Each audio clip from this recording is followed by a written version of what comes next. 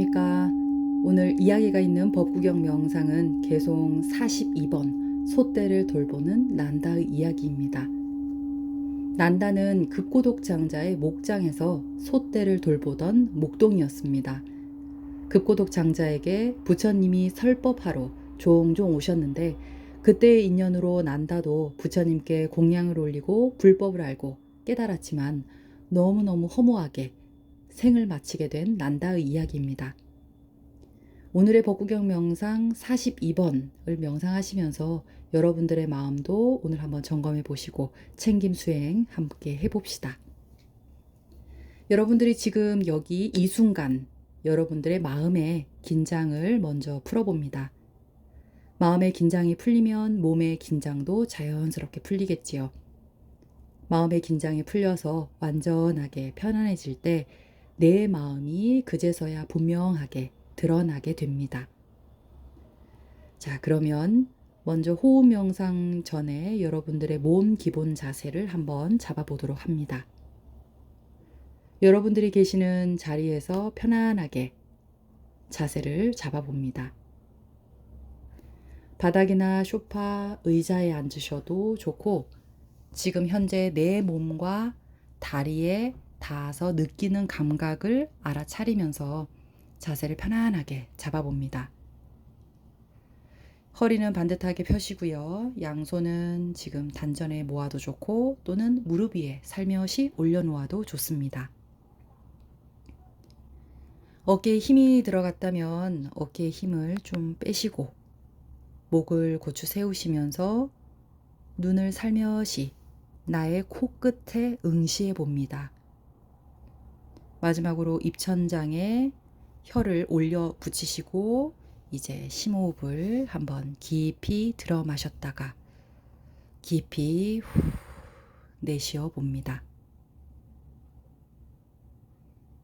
주의력을 코끝에 두고 호흡은 다만 자연스럽게 그냥 들숨 날숨 들숨 날숨 의식적으로 통제하진 마십시오. 자, 이제 여러분들이 심호흡을 크게 한번 하시고 호흡 명상 5분 정도 해보겠습니다. 중간중간 경세를 올리는 것은 여러분들이 생각이 다른 곳에 갔다가도 이 호흡에 집중되어서 되돌아오시기를 하는 마음으로 경세 소리에 집중해 봅니다.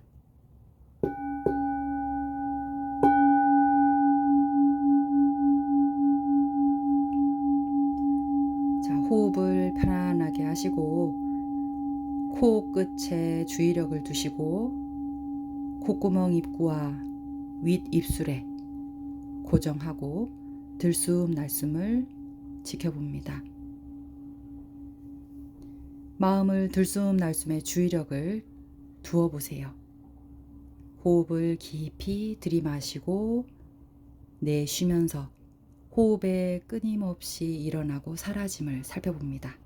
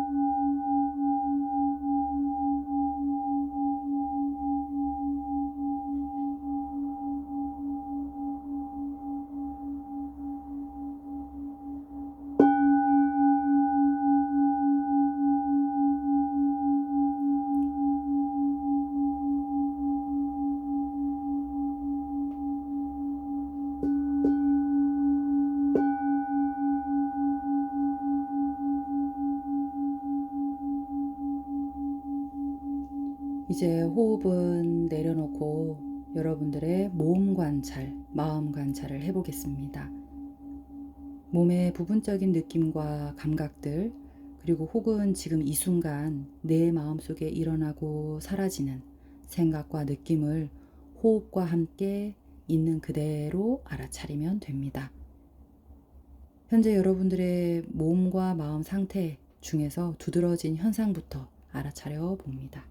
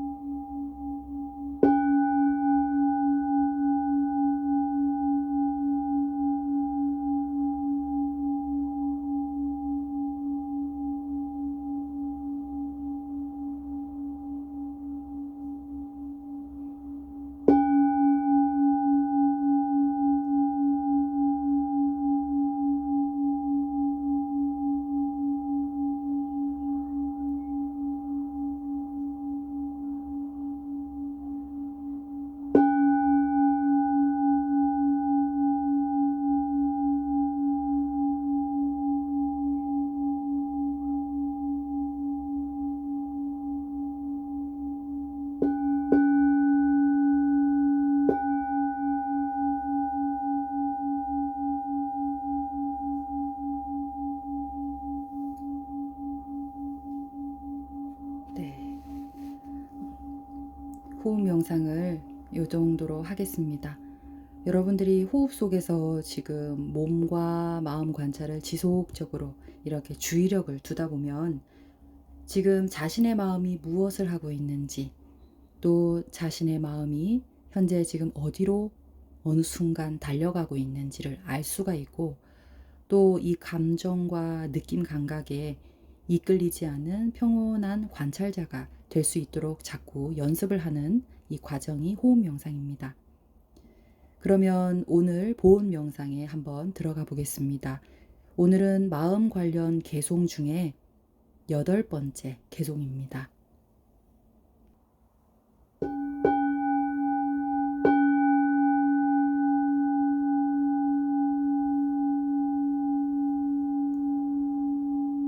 원수의 그 어떤 원한보다도, 미움의 그 어떤 저주보다도 잘못된 내 마음이 내게 더 큰 해를 끼친다.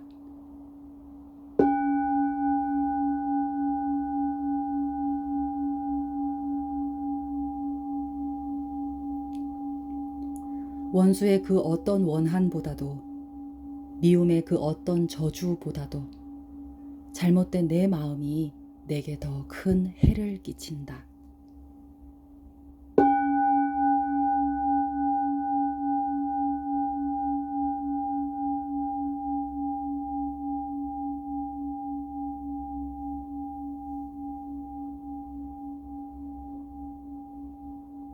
원수의 그 어떤 원한보다도, 미움의 그 어떤 저주보다도 잘못된 내 마음이 내게 더 큰 해를 끼친다.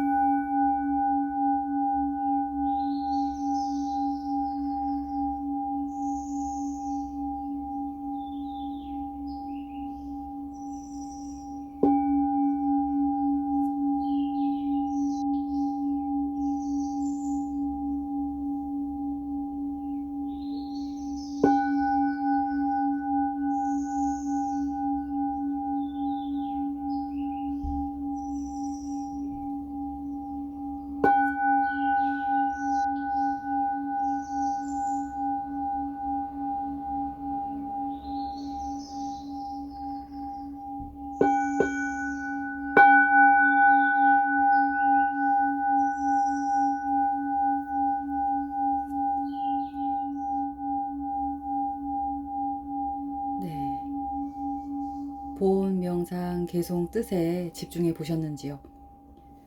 오늘의 개송은 부처님께서 꼬살라국에 계셨을 때 솥대를 몰았던 난다와 관련된 개송을 읊으셨지요. 원수의 그 어떤 원한보다도 미움의 그 어떤 저주보다도 잘못된 내 마음이 내게 더 큰 해를 끼친다라는 개송을 읊으셨어요. 여러분들 기원정사를 부처님께 기증했던 급고독장자 기억나시죠? 급고독장자의 목장을 돌보던 난다의 일입니다. 난다는 솥대를 모으는 일을 했지만 부자여서 많은 재산과 돈을 소유하고 있었고 또 즐거움을 누리고 있었는데요. 난다는 소젖을 짜서 발효, 숙성시켜서 5가지 생산물을 만드는 일을 했어요. 불전에 보면 우유를 숙성시키면 5단계의 생산물이 나온다고 해요. 우유를 발효시키면 락이 되고 더 정제하면 생수, 거듭 정제하고 숙성시키면 숙수, 이것을 더 정묘하고 순수한 상태로 정제를 하게 되면 마지막 최고의 맛인 제호가 된다고 합니다. 부처님 경전에선 최상의 맛 제호를 빗대어서 비유한 경전의 내용들이 많은데요. 우선 대반열반경 열의 성품이라는 곳에서는 성문들은 우유와 같고 연각은 낙과 같으며 보살은 생수와 숙수와 같고 제불세조는 제호와 같다. 이렇게 부처님이 비유한 내용도 있습니다. 암튼 이렇게 난다가 만들었던 5가지 유제품을 급고독장자의 집으로 배달해 가면 그곳에 자주 오시는 부처님의 가르침을 직접적인 간접적으로 이렇게 듣곤 했었어요. 어느 날 그는 부처님에 대한 믿음이 뭉턱 일어나서 부처님과 스님들을 집으로 공양청을 하게 됩니다. 그런데 부처님은 난다의 공양청에 응하지 않으셨어요. 얼마 동안 난다의 근기와 지혜가 무르익기를 기다리셨다가 시절인연의 때가 오심을 느끼시고는 어느 날 비구 스님들과 함께 난다의 집 가까이에 있는 나무 아래에 앉아 계셨습니다. 부처님을 뵈자 반가운 난다는 한 걸음에 부처님으로 달려가서 삼배를 올리고 곧바로 부처님과 스님들을 집으로 모셔와서 공양을 올렸어요. 부처님은 일주일 동안 난다의 맛있는 음식 공양을 받으시면서 머무르셨는데 마침 일주일째 되는 날에 부처님은 난다의 근기를 살펴보시고는 법문을 순차적으로 설하셨습니다. 처음에는 보시의 가르침, 아낌없이 베품을 이야기하고 궁극에는 내가 보시했다라는 상이 없는 무주상의 보시 실천에 대한 공덕을 설하셨어요. 그리고 2번째 가르침으로는 지계, 넓게는 5계를 이야기할 수도 있죠. 불살생, 불투도, 불사음, 불망어, 불음주. 이 5계로서 항상 자신의 몸과 말과 뜻을 주의하여서 윤회에서 벗어나는 방법들, 그리고 행여나 나도 모르는 결에 지었던 악업으로 다음에 윤회 세계에 들지 않도록 설하셨고, 또 만약 윤회에 든다 하더라도 이 지옥, 악귀, 축생의 사막도는 면할 수 있도록 불법승 삼보에 귀의하는 등의 또 천상에 나는 가르침을 설하셨습니다. 그리고 3번째에는 몸의 감각적인 욕망의 허물과 저열함 등을 이야기하셨고요. 그리고 감각적 욕망에서 벗어나는 것에 대한 이익에 대해서도 설명하셨어요. 그리고 4번째에서는 고진멸도 사성제, 우리가 집착으로 고통이 생기지요. 그러나 그 집착을 스스로 소멸하게 되면 행복으로 갈 수 있는 팔정도를 순차적으로 설하셨습니다. 이 법문 끝에 난다는 부처님의 가르침을 그대로 이해하고 받아들이면서 곧바로 그 자리에서 수다원가를 얻게 되었어요. 여러분들이 수다원가라 이야기한다면 중생에서 벗어나서 성문에 접어드는 깨달음에는 4단계가 있다고 해요. 성문에서 첫 단계가 바로 수다원과입니다. 그리고 2번째가 사다함과, 그리고 3번째가 아나함과, 그리고 4번째가 아라한. 우선 첫 번째 수다원과는 우리 중생들이 흔히 일으키는 그릇된 견해나 진리에 대한 의심 따위는 버리고 성자의 무리에 들어가는 첫 단계를 말합니다. 그리고 2번째는 사다함과, 사다음과는 일례과라고도 하는데 한 번 오는 과보라고도 이야기하는데 우선 남은 번뇌 때문에 천상계와 인간계 한 번 왕래한 뒤에 완전한 열반에 든다고 합니다. 그리고 세 번째는 아나함과, 여기는 불환과라 합니다. 요게 9가지 번뇌를 모두 끊고 죽은 뒤에는 천상에 가서 다시는 인간계에 들어오지 않는 성문의 세 번째 지위를 말합니다. 그리고 네 번째는 아라함과, 아라함과는 생사를 이미 초월한 부처님의 경지와 같다고 해요. 수행자 가운데 가장 높은 경지에 오른 이는 온갖 번뇌를 끊고 고진멸도 사성제의 이치를 바로 깨달아서 세상 사람들의 존경을 받을 만한 공덕을 갖춘 성자라 합니다. 우선 그 난다가 수다원가를 얻은 것을 부처님께서 곧바로 아시고는 이제서야 자리에서 일어나십니다. 부처님이 떠나시려 하자 난다는 부처님 바루를 받아들고 배웅을 하다가 한참을 따라서 부처님을 이제 뒤따라 가지요. 그럼 부처님께서 말씀을 하세요. 난다여, 이제는 여기서 되돌아가거라. 그러자 난다는 부처님께 공손히 그 자리에서 삼배를 올리고 집을 향했어요. 바로 그때 그 순간에 어디선가 날아온 사냥꾼의 화살에 난다가 쏘여서 죽어지 뭡니까? 그 자리에 함께했던 비구들은 난다가 죽는 모습을 보자 몹시 놀라 슬퍼하면서 부처님께 여쭈었어요. 부처님이시여, 부처님께서 여기 오셨기 때문에 난다가 공양을 올렸고 또 배웅하러 나왔다가 죽음을 당했어요. 부처님께서 여기에 아예 오시지 않았다면 난다는 죽지 않았을 거 아닙니까? 그러자 부처님은 비구들에게 말씀하세요. 비구들이여, 내가 여기에 오거나 오지 않았거나 난다는 동서남북 어디를 가든 다가오는 죽음을 피할 순 없다. 강도나 원수가 해를 끼치는 것보다 나쁜 마음이 더 큰 해를 끼친다. 부처님은 이렇게 이야기하시고는 바로 개송을 읊으셨어요. 적이 적에게 해를 끼치고 원수가 원수에게 해를 끼치는 것보다 삿된 마음이 내게 더 큰 해를 끼친다.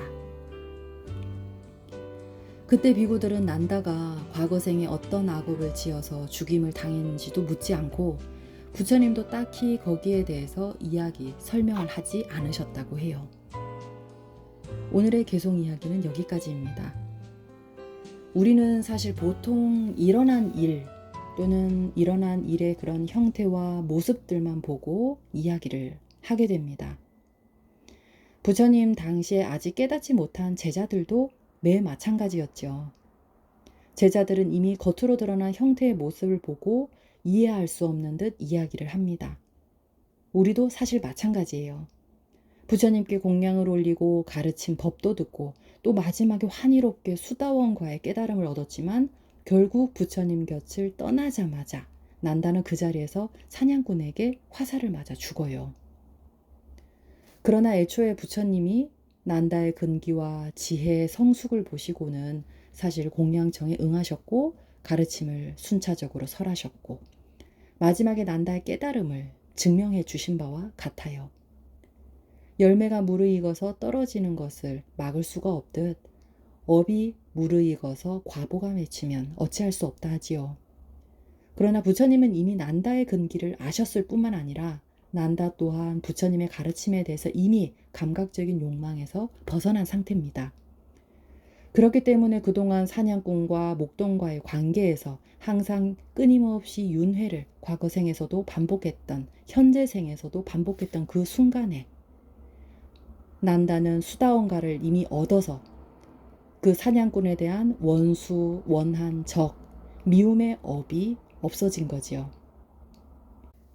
만약 부처님의 가르침을 듣지 않고 그동안 의련히 그래왔듯 윤회를 반복했던 그 원수와 원한과 그런 적에 대한 미움에 대한 업이 만약 있었다면 오늘에 이르러서 부처님 법문을 듣고 완전히 업의 굴레에서 벗어나게 된 거지요. 난다가 사냥꾼이 쏜 화살을 맞아 죽으면서 과연 미움이 있었을까요? 원한이 과연 있었을까요? 만약 내 마음에 미움과 원한이 있었다면 수다원가를 얻은 바가 아니겠지요. 이미 내 마음에 원수나 원한과 또는 삿된 마음이 이미 있는 바가 없기 때문에 원수가 아니고 또는 원수가 되어서 서로 받아야 됐던 그 업으로 태어나는 내생이 사라져 버린 것입니다. 우리는 간혹 머리로 이해할 수 없는 상황을 자주 맞닥뜨리죠. 아무리 착하게 산 사람도, 선행을 또는 공덕을 지은 사람도 자신의 한량없는 겁으로 내려오면서 탐진치로 지은 업으로 인해 받는 과보는 매우 다양합니다. 이 업이 형체가 있는 것이라면 이미 허공을 덮고도 남았을 거라고 부처님은 이야기하시는데요. 따라서 이제 청정한 삼업으로 불보살림전에 지극히 참여하시고 또 나를 일으켜서 화를 내거나 욕심을 부리거나 업을 짓는 것을 항상 점검해야겠지요. 윤회의 끊임없는 고통에서 벗어나는 길, 항상 청정한 마음으로 여러분들이 바르게 보고 바르게 사유하고 바르게 말하고 바른 업을 짓고 또 바른 직업을 가지고 그렇게 바른 선정과 명상으로 정진해야지만 정말 올곧은 정정의 상태에 이르겠지요. 이렇게 8정도와 37조도품을 행해야 아마 여러분들이 어느 정도 윤회에서 벗어날 수 있는 첫 걸음으로 시작될 겁니다.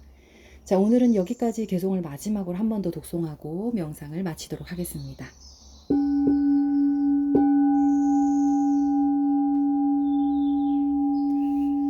원수의 그 어떤 원한보다도 미움의 그 어떤 저주보다도 잘못된 내 마음이 내게 더 큰 해를 끼친다.